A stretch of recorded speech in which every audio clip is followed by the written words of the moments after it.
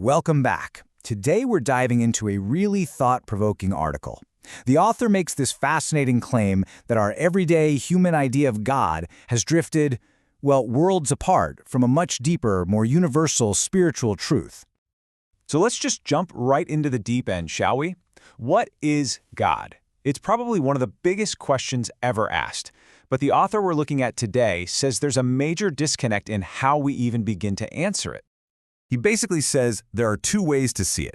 On one side, you have the direct, unfiltered cosmic reality, the spiritual view.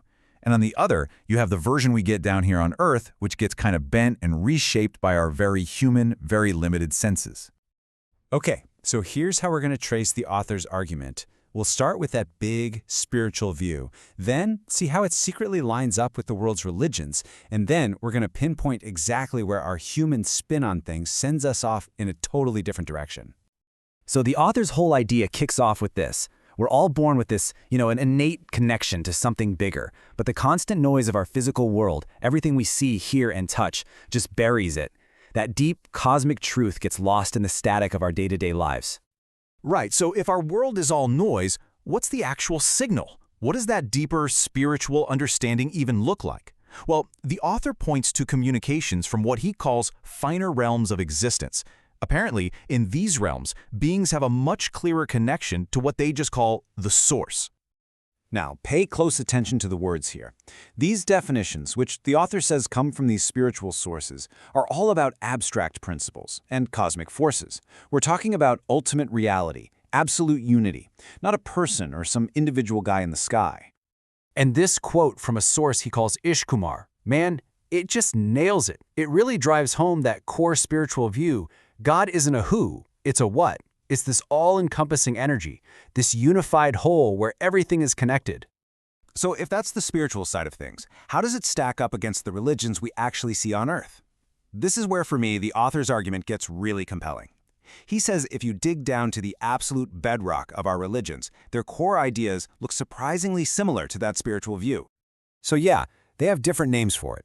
God, Allah, Brahman, but the author highlights one huge thing they all have in common. At their heart, they're all monotheistic. Every single one is focused on one central source of everything. And it gets even wilder when you dig a little deeper. The author finds that they all describe this central source with a nearly identical set of cosmic qualities. Look at these: creative, omnipresent, ultimate reality. These words could have come straight from that spiritual list we just saw. His point is that at the very, very bottom, the truth is the same. So, if the foundations are so alike, where did it all go so differently? Where does this worlds apart idea come from? Well, the author says it comes from us. It's just in our nature to embellish. In other words, we take these enormous, infinitely complex cosmic ideas and we try to shrink them down to our size. We make them feel familiar, personal, more human.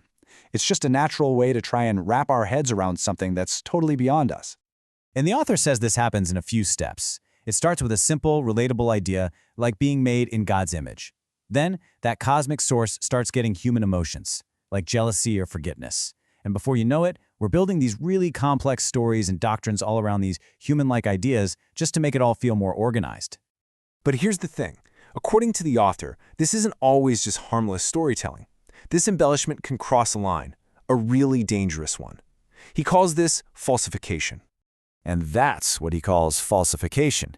It's that exact moment when belief gets twisted and used as a weapon. It's when our very human ideas about God are used to justify things like fear, hate, and division that are the complete and total opposite of what a unified creative source would ever represent. He gives some pretty powerful examples. The term God-fearing, he says, is a total contradiction. A perfect source should inspire awe, not terror.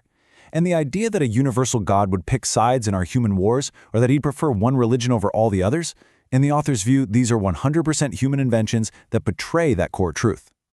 So, after all that, where does this leave us?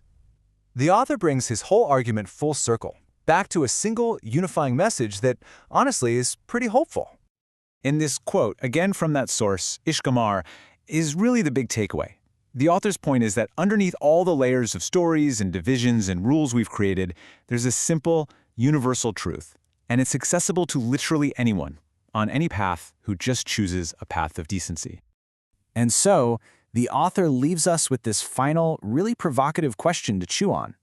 If that deep spiritual truth and the core of our religions are basically the same, then what do all the differences, the divisions, and the conflicts that we've built around them, what do they really say, not about God, but about us?